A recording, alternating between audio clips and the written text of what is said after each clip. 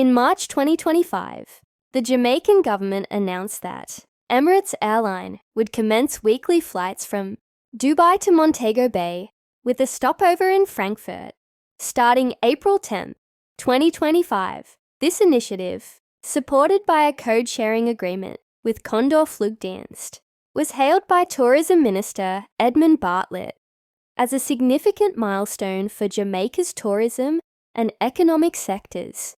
However, the announcement led to some confusion. A representative from Emirates reportedly stated that the airline had no official plans in place to start flights to Jamaica. Minister Bartlett suggested that this representative might not have been fully informed about the arrangement between Emirates and Jamaica.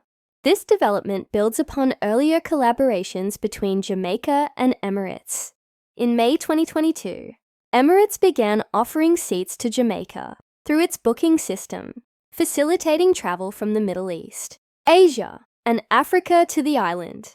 The introduction of this flight service is expected to enhance Jamaica's global tourism footprint and create new opportunities for trade and cultural exchange. Nonetheless, the differing statements have led to public calls for clarification regarding the specifics of the agreement and the exact nature of Emirates' involvement